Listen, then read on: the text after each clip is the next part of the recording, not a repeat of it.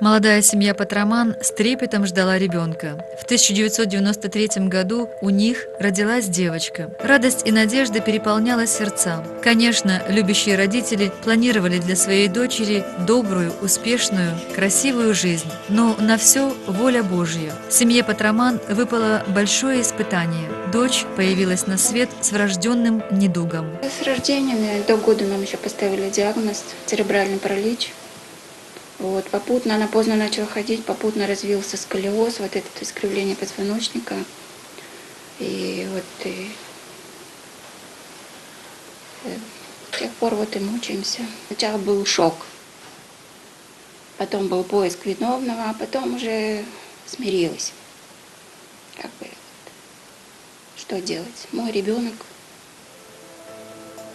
Не выбросишь, не выкинешь. Несмотря на то, что Оленька отличалась от других детей физически, мама Прасковья Николаевна не теряла надежды на ее выздоровление и делала все возможное для этого. Судьба практически оставила эту женщину наедине с ее проблемой, особенно после ухода из семьи отца. Вот мне приходилось ее брать с собой. Сидели вдвоем на базаре, потому что на одну пенсию ее не приживешь.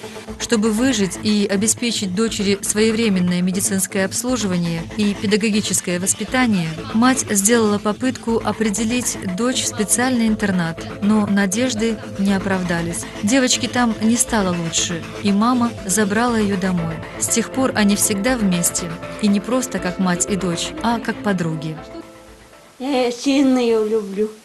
Заметно легче стала жизнь этих любящих сердец с открытия в Камрате реабилитационного центра. Оля с удовольствием обрела коллектив друзей. В центре ее стали обучать жизненным навыкам. И девочка с большим рвением выполняет все упражнения, занятия с любимыми педагогами.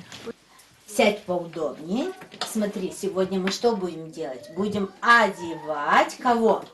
Девочку. Как ее зовут, помнишь? Маша. Это кукла.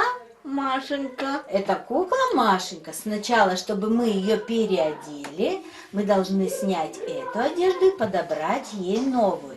А к платьицу мы оденем вот эти. Девочки. Да, конечно.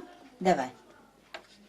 О, какая у нас красивая получилась. Конечно, очень тяжело маме приходится. И я хочу сказать, что благодаря нашим рекомендациям, благодаря ее стараниям, благодаря стараниям Валентины Георгиевны, общественных организаций, которые помогают нам, мы старались и стараемся поддерживать эту семью постоянно.